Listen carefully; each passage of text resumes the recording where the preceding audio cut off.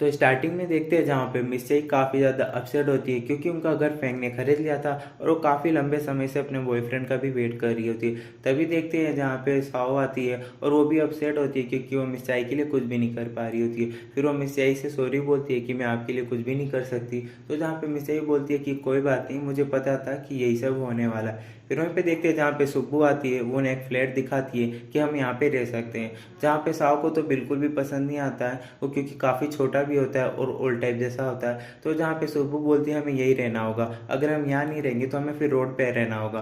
तो जहाँ पे मिस बोलती है कि नहीं, मेरे होते हुए तुम दोनों बच्चियों को रोड पे नहीं रहना होगा। फिर वहीं पे देखते हैं जहाँ पे फ्लैट पे जाते हैं, जहाँ पे वो रूम होता है वो काफ़ी ज़्यादा छोटा होता है, लेकिन मिस बोलती है कोई बात नहीं, इसका प्रॉफिट भी है, अगर हम यहाँ पे रहेंगे तो हम अपनी जो शॉप है वो ज़्यादा देर तक खोल सकते हैं। तो वहीं पे देखते हैं जहाँ पे कॉकरोच आता है, जो कॉकरोच को देख के मिस काफ़ी ज़्यादा डर जाती है। फिर देखते हैं जहाँ पे सुब्बू और साव उन दोनों को कॉकरोच से प्रोटेक्ट करते हैं। फिर वहीं पे अगले सीन में हम देखते हैं जहाँ पे सू होती है, वो डॉक्टर को बुलाती है क्योंकि मिस चाहिए होती है वो काफ़ी ज़्यादा अपसेट होती है क्योंकि उनका बॉयफ्रेंड अभी तक नहीं आया। तो मिस चाहिए होती है जो डॉक्टर को बोलती है कि मेरा जो बॉयफ्रेंड था वो कुछ टाइम के लिए ब्रेक लेने के लिए गया है, तो इन्हीं बीच मैंने बहुत सारी चीज़ें की। जहाँ पे बोलती है कि वो काफ़ी ज़्यादा वेट कर आ रहा है मेरा, अब मुझसे वेट नहीं होता। तो तभी उसका डॉक्टर बोलता है कि क्या वो तुम्हें ये बोल के गया है कि वो काफ़ी ज़्यादा थक चुका है, वो काफ़ी ज़्यादा परेशान है, अगर ऐसा कुछ है तो वो तुमसे ब्रेकअप करना चाहता है। जहाँ पे डॉक्टर की बातों सुन के तो मिस को यकीन नहीं हो रहा था और बोलते कि ऐसा कुछ नहीं है, अगर उसे ब्रेकअप करना ही होता तो मुझे सीधा बोल देता कि मुझे ब्रेकअप करना है, मुझे तुम्हारा दोस्त बनना है, या मुझे वीचैट पे भी ब्लॉक कर सकता था, लेकिन ऐसा कुछ नहीं है। वो बहुत ही ज़्यादा थक गया है और उसे आराम की ज़रूरत है, इसलिए वो कुछ टाइम के लिए रेस्ट कर रहा है। तो जहाँ पे डॉक्टर बोलता है कि ये तरीका लड़कियों का होता है, अगर लड़के तुम्हें अक्सर ऐसा बोलते हैं तो इसका मतलब वो तुमसे ब्रेकअप चाहते हैं। जहाँ पे ये बात सुन के तो मिस काफ़ी ज़्यादा अपसेट होती है, जहाँ डॉक्टर पे काफ़ी ज़्यादा गुस्सा करती है और बोलती है कि ये सब आपको नहीं बोलना चाहिए, मैं पहले से बहुत ही ज़्यादा परेशान हूँ।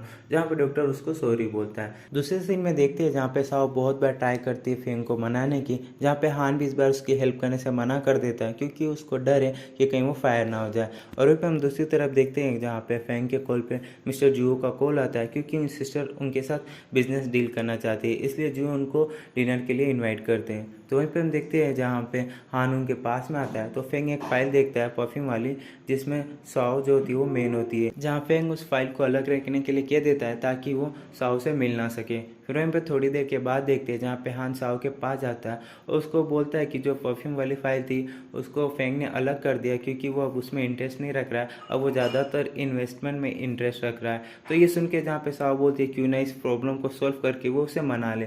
तो बार बार फेंग के पास जाती है, तो कभी उसको लोन लेने के लिए बोलती है तो उसके पास जाती है कि खोए हुए पप्पी को ढूंढ देते ताकि उसको रिवॉर्ड मिले। तो जहाँ पे फेंग बोलता है मैं कंपनी का सीईओ हूँ और मैं रिवॉर्ड लेने के लिए कुत्ता ढूंढूं। फिर देखते हैं कि फिर से साव आती है और उसे एक लक्की बॉक्स देती है, जिसे देख के फेंग काफ़ी ज़्यादा गुस्सा करता है और बोलता है कि ये सब फालतू चीज़ों के लिए उसके पास टाइम नहीं है, और वो गुस्से में वहाँ से चला जाता है। जहाँ पे साव बोलती है ये कभी खुश क्यों नहीं होता। वहीं पे हम दूसरे सीन में देखते हैं जहाँ पे सुब्बू होती है वो ली के लिए एक लोकल यूनिवर्सिटी जो काफ़ी ज़्यादा फेमस होती है उसमें उसका एडमिशन करा देती है, जहाँ पे ली काफ़ी ज़्यादा खुश होता है और उसको टच करता है। तो फिर से जो सुब्बू का टेम्परेचर होता है वो कम हो जाता है और वो फिर से टर्टल बनने वाली होती है। तो तभी देखते फिर से उसकी मोम आ जाती है, तो जो ली होता है वो सुब्बू को बालकनी में छोड़ के वहाँ से चला जाता है। जहाँ पे उसकी मोम आती है तो ली रोने लगता है और बोलता है कि मोम मुझे समझ में आ गया कि मुझे अब क्या करना है, मुझे अब पढ़ाई करनी है और मुझे अपना बिजनेस देखना है। जहाँ पे वो अपनी मोम को दिखाता है कि उसने एक यूनिवर्सिटी में एडमिशन भी करा लिया है, जहाँ उसकी मोम बोलती है ये तो एक लोकल यूनिवर्सिटी है, अगर तुम्हें पढ़ना है तो तुम्हें यूएसए की यूनिवर्सिटी में पढ़ना चाहिए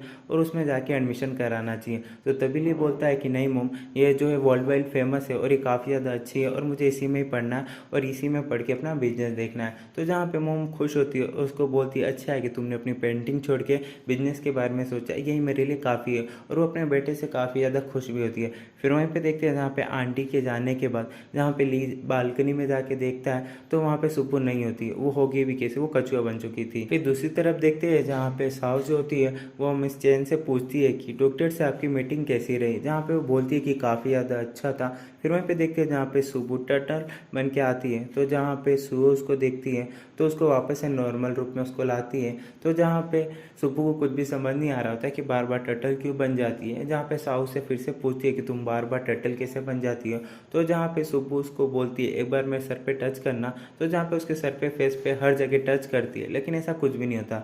जहाँ पे वो बोलती है कि लीके छूने के बाद ऐसा क्यों हो जाता है कि वो कछुआ बन जाती है। तो जहाँ साहू समझ जाती है और बोलती है जब भी वो तुम्हें टच करता है तो तुम्हारी हार्ट बीट बढ़ जाती है और तुम्हारा चेहरा रेड हो जाता है और तुम नर्वस फील करने लगती हो। तो वहीं पे अगले सीन में देखते हैं जहाँ पे फेंग होता है वो मिस्टर जोव के घर पे डिनर करने के लिए जाता है। तो तभी मिस्टर जोव की जो सिस्टर की बेटी मेंग होती है वो डोर नॉक करती है और वो फेंग को देखते उन पे क्रश आ जाता है और उसे लाइक करने लगती है। फिर वहीं पे देखते हैं जहाँ पे डिनर के टाइम में सभी जने होते हैं, आंटी भी होती है और बिजनेस डील सब कुछ सही चल रहा होता है। जो मेंग होती है वो फेंग को कल अपने साथ बिजनेस के लिए जाने के लिए बोलती है। तो जहाँ पे फेंग तो पहले मना कर देता है, फिर वो बाद में हाँ कर देता है। फिर वहीं पे देखते हैं आंटी जो कांग को कॉल करती है और बोलती है कि यहाँ पे सब कुछ सही चल रहा है और फेंग के लिए सब कुछ फायदेमंद है। अगर सब कुछ ऐसा ही चलता रहा, जहाँ पे मेंग भी फेंग को पसंद करने लगी, तो अगर ये दोनों एक हो जाते हैं तो जहाँ पे ली के लिए बहुत बड़ी प्रॉब्लम हो जाएगी। तो जहाँ पे वो बोलती है कांग को कि उसे कुछ करना होगा, जहाँ पे कांग सियाओ का यूज़ करने के लिए बोलता है। तो वहीं पे हम अगले सीन में देखते हैं जहाँ पे सियाओ जिंग के घर पे जाती है कुछ डिलीवर करने के लिए।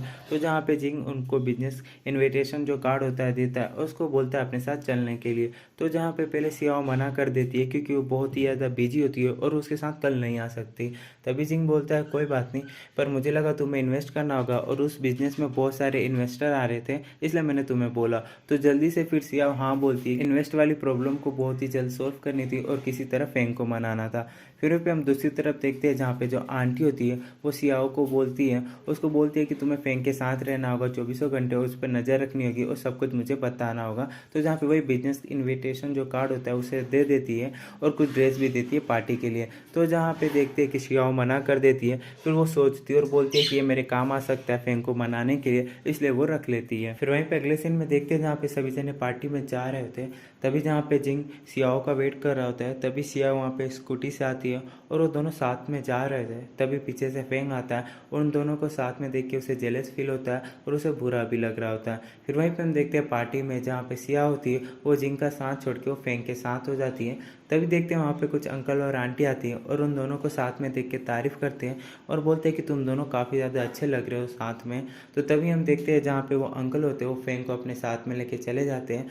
फिर देखते हैं जहाँ पे जो मेंग की फ्रेंड आती है वो सियाओ के पास में आती है और बोलती है कि तुम मेंगिंग और फेंग के बीच में आ रही हो, तुम उनसे दूर रहो और तुम इस पार्टी में कैसे भी आ सकती हो और तुम्हारी ये ड्रेस तुम्हारी औकात है ये सब खरीदने की, जहाँ पे उसे बहुत ज़्यादा बुली करने लगती है।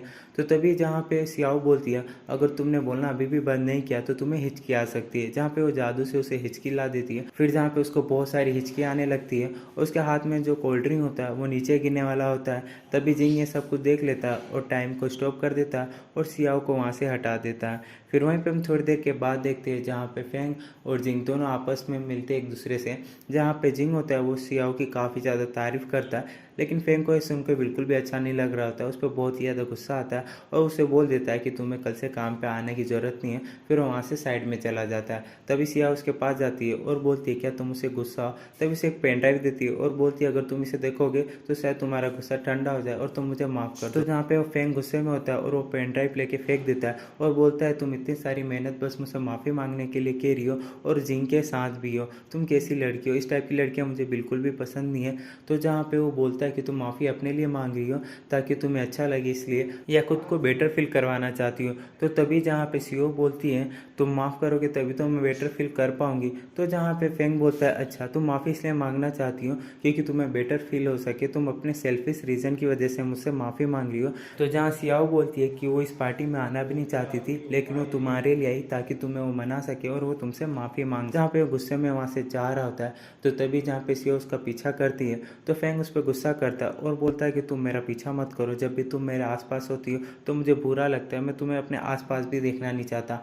जहाँ पे उस को बहुत कुछ बोल के उसे हट करके वहाँ से उस पार्टी से चला जाता है, जहाँ शियाओ को काफ़ी ज़्यादा हर्ट भी होता है। फिर थोड़ी देर के बाद देखते हैं जहाँ पे शियाओ वो पेन ड्राइव ढूंढने लग जाती है। फिर वहीं पे हम देखते हैं जहाँ पे जिंग आता है, फिर से उसको चॉकलेट देता है और बोलता है कि तुम्हें अपसेट होने की ज़रूरत नहीं है और उसकी बातों का बुरा मानने की भी ज़रूरत नहीं है क्योंकि तुम काफ़ी ज़्यादा अच्छी हो, काइंड हो और क्यूट भी हो और फनी भी हो। तुम जैसी हो वैसी ही रहो, तुम्हें किसी और के लिए बदलने की ज़रूरत नहीं है। फिर वहीं पे हम देखते हैं जहाँ पे वो चॉकलेट खाती है तो सियाओ को फिर भी उसका मूड अच्छा नहीं होता है, तो पूछती है कि मेरी चॉकलेट खाने के बाद भी मेरा मूड अच्छा क्यों नहीं हो रहा। तभी जिंग बोलता है कि तुम्हें पता है मैं अपने साथ चॉकलेट क्यों रखता हूँ। जब बचपन में मैं अकेला और सैड रहता था, जब मैं अकेला गार्डन में घूम रहा था, काफ़ी ज़्यादा सैड था, तब एक छोटी सी लड़की आके मुझे वो चॉकलेट देती है, और वो छोटी सी लड़की और कोई नहीं सियाओ होती है, जिसे वो देख के काफ़ी ज़्यादा खुश होता है। फिर वहीं पे हम देखते हैं जहाँ पे जिंग होता है वो सियाओ को उसके घर पे ड्रॉप कर देता है। फिर देखते हैं जहाँ पे जिंग चॉकलेट ट्रिप देख रहा होता है जो उसके प्लेनेट में सियाओ ने उसको दी थी। तो यहीं पे गाइज हमारा एपिसोड खत्म होता है। आई होप गाइज आपको वीडियो पसंद आई हो, तो गाइज प्लीज़ ज़रूर चैनल को सब्सक्राइब कर देना, एंड गाइज वीडियो को लाइक नहीं किया तो प्लीज़ कर दो। नेक्स्ट वीडियो का वेट करो, तब तक के लिए बाय बाय।